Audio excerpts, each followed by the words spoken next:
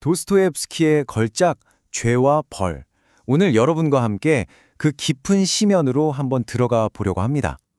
이게요, 그냥 단순한 범죄 소설 그런 게 아니에요.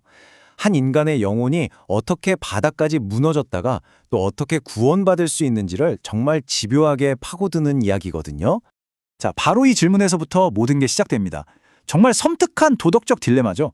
이게 바로 주인공을 살인으로 몰고 간 생각인데 만약에 여러분이라면 어떤 선택을 하시겠어요? 정말 이 소설의 가장 핵심적인 부분이라고 할 수 있죠. 소설의 배경은 19세기 제정 러시아의 수도, 바로 상트페테르부르크입니다.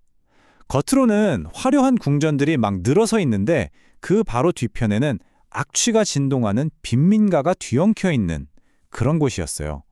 바로 이런 절망적인 도시 한가운데서 아주 가난한 학생 한 명이 이 위험한 질문에 서서히 잠식되어 가는 겁니다. 자, 그럼 먼저 이 끔찍한 계획을 세운 인물이 대체 누구고 또 그가 만들어낸 위험한 사상이 뭔지 좀 더 자세히 들여다볼게요. 이 소설에서 진짜 흥미로운 점 중 하나는 도시 자체가 거의 하나의 살아있는 캐릭터처럼 그려진다는 거예요. 그러니까 이 페테르부르크라는 도시는요, 한쪽엔 극단적인 부가 있고 다른 한쪽엔 끔찍한 가난이 막 뒤섞여 있잖아요. 이런 환경이 주인공의 내면적인 혼란을 더 부추기는 거죠. 그리고 결국 그의 위험한 이론의 자양분을 제공하는 거대한 무대가 되어주는 셈입니다. 자, 이 사람이 바로 주인공 라스콜리코프입니다. 원래는 되게 똑똑한 학생이었는데 가난이 너무 지독해서 결국 학교를 그만둬야 했어요. 그가 사는 곳이 정말 관처럼 작고 답답한 다락방이거든요. 거기에 갇혀서 굶주리다 보니까 세상을 향한 증오심이랑 자기만의 위험한 철학을 점점 키워나가게 된 거죠. 이게 바로 그가 자기 행동을 정당화하기 위해 만들어낸 핵심 이론, 이른바 초인 사상이라는 겁니다.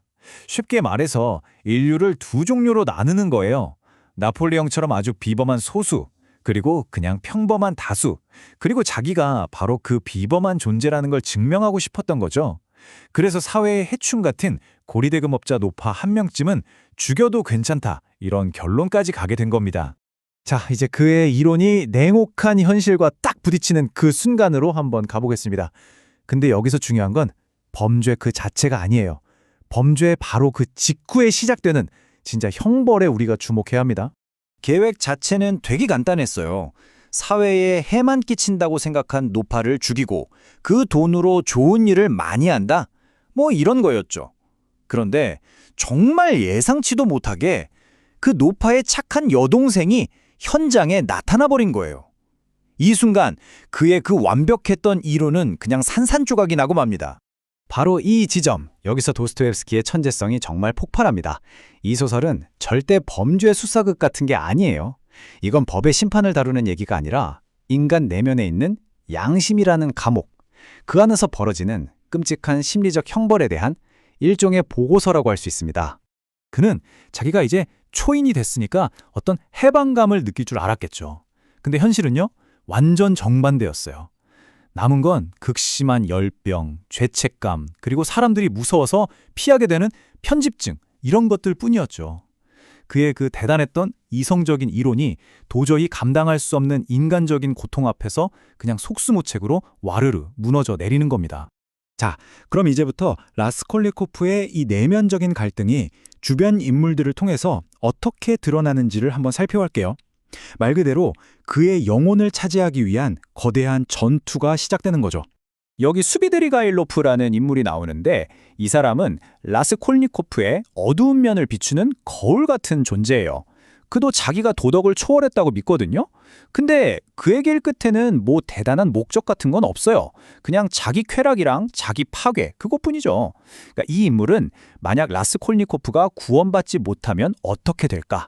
그 길을 아주 섬뜩하게 보여주는 일종의 경고장 같은 거죠. 그리고 여기 그의 영혼을 양쪽에서 잡아끄는 두 명의 거인이 있습니다. 먼저 예심판사 포르피리. 이 사람은 아주 날카로운 이성과 논리로 그의 범죄를 파고들면서 법의 심판을 받으라고 압박해요.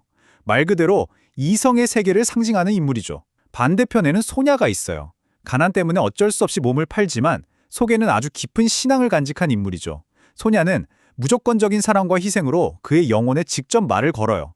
구원의 길을 보여주는 거죠. 그녀는 영혼의 세계를 대표한다고 할 수 있습니다. 자, 그럼 라스콜니코프가 위태롭게 쌓아올린 심리적 방어선이 어떻게 무너지는지, 그리고 마침내 어떻게 자백까지 가게 되는지 그 과정을 한번 같이 따라가 보죠.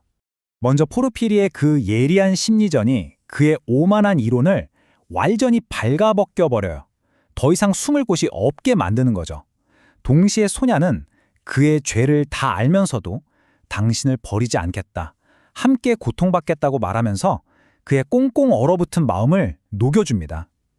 결국 그는 이선의 목소리가 아니라 영혼의 목소리를 듣고 제발로 경찰서로 향하게 되는 겁니다. 그런데 보세요. 자백을 하는 그 순간까지도 그는 자기 이론을 놓지 못하고 이렇게 말합니다. 이 말이 뭘 의미하겠어요? 그의 마음속에서 여전히 오만함과 죄책감이 얼마나 치열하게 싸우고 있는지를 정말 생생하게 보여주는 대목이죠. 그러니까 그의 항복은 끝이 아니었던 거예요. 오히려 또 다른 고통의 시작이었습니다. 자, 이제 이 이야기의 마지막 부분입니다. 에필로그에서 작가가 정말 하고 싶었던 궁극적인 메시지, 바로 고통을 통한 구원에 대해서 이야기하면서 마무리를 해볼까 합니다. 그러니까 핵심은 바로 이거예요. 진짜 형벌은 시베리아로 끌려가는 게 아니었어요. 오히려 그 법의 심판이 그를 해방시켜주는 계기가 됐죠. 그를 진짜 지옥에 가뒀던 건 외부의 감옥이 아니라 바로 자기 자신의 내면, 그 양심이었던 겁니다. 그렇게 시베리아 유영지에서 그는 자신을 따라온 소니아의 그 헌신적인 사랑을 보면서 생전 처음으로 다른 사람을 위해 눈물을 흘려요. 바로 그 순간 자신의 그 오만한 이론을 버리고 인간적인 고통과 사랑을 있는 그대로 받아들였을 때 비로소 그의 영혼이 다시 태어날 기회를 얻게 된 겁니다.